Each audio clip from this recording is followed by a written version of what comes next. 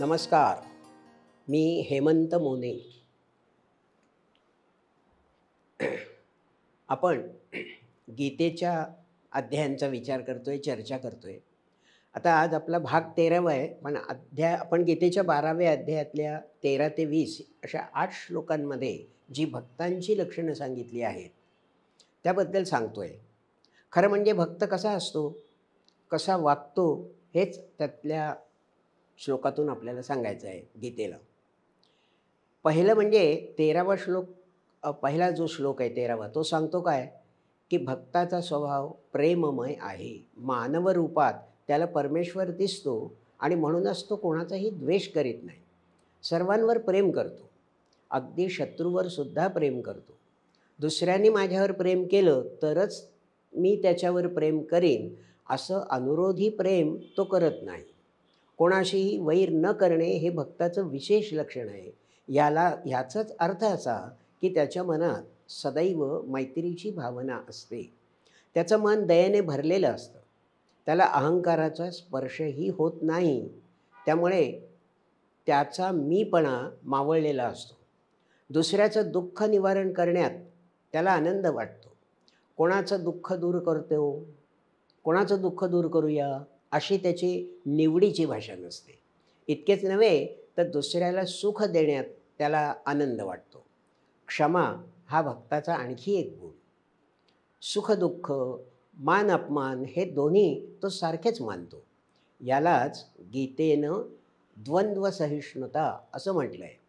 भक्ती, कारुण्य आणि संयम या तिन्हींचा संगम भक्तामध्ये आपल्याला आढळून येतो. भक्त आणि लोकसमुदाय यांचा अन्योन्य प्रेमभाव 15व्या श्लोकात सांगितला आहे. लोकात मिसळण्याचा भक्ताला तिटकारा नाही बरं का. तसंच समुदायालाही भक्तही ब्याद वाटत नाही.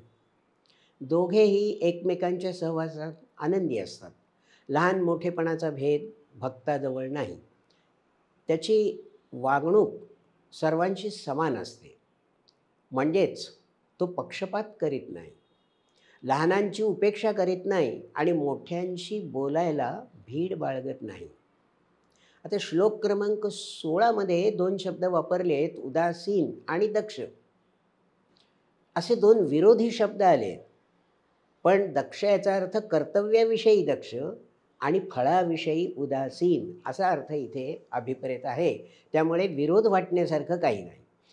सच्चा भक्त व्यवहाराला शून्य मानतो, कारण त्याला नश्वर जगाचं भान असतं. याचं चित्र वरच्या पातळीवर असतं, चित्त वरच्या पातळीवर असतं त्याचं. व्यवहार खालच्या पातळीवर म्हणून उदासीन म्हटलं आहे. उत आणि असीन याचा अर्थ उच्च पातळीवर असलेला साधा आणि साधक, या बाबतीतही तो दक्ष असतो. कसंही करून ध्येय उद्दिष्ट साध्य झाल्याशी मतलब असा व्यवहार त्याच्यापाशी नसतो. साधनसूचिता त्याच्यापाशी असते. विनोबांनी भूदान यज्ञात अत्यंत साधनसूचिता राखली. भगवंताला प्रिय असलेला भक्त अंतर्बाह्य निर्मळ असतो. तो सारे आरंभ सोडतो, म्हणजे तो आरंभशूर असतो आणि नंतर काम अर्धवट सोडतो असा अर्थ अभिप्रेत नाही. आपल्या हौशीने, इच्छेने एखादं काम सुरू करावं अशी त्याची भूमिका असते. त्याच्या कर्मामागे स्वतःची नव्हे तर समाजाची प्रेरणा असते. श्लोक क्रमांक 17मध्ये लोकसमुदायात किंवा परिस्थितीत त्याची वागणूक समतोल असते. अनुकूल परिस्थितीने तो हर्षभरित होत नाही, म्हणजे आजच्या भाषेत बोलायचं तर हायपर होत नाही किंवा खचूनही जात नाही. परिस्थिती कशीही असो, ती सगळ्या चित्तवृत्तींचं तो निरसन करतो. आपल्या आकांक्षा, इच्छा इत्यादींच्या पूर्तीसाठी आपण सांसारिक किंवा प्रापंचिक आधार घेतो. ओळखीने, वशिल्याने किंवा लोभपूर्तीने आपण त्या पूर्ण करण्याचा प्रयत्न करतो. पण ईश्वरच करता करविता आहे.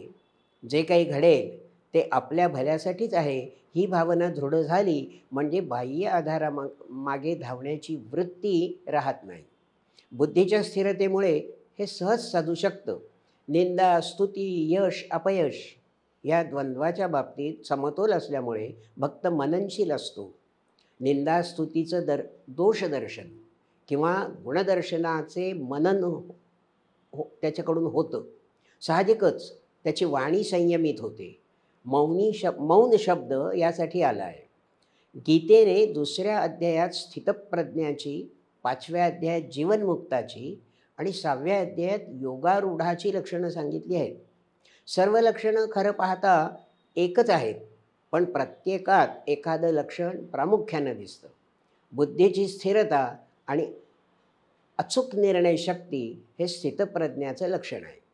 जीवनमुक्ताचे विशेष लक्षण हे आहे की तो काम करो वा न करो, दोन्ही अवस्थांमध्ये तो सारखाच तृप्त असतो.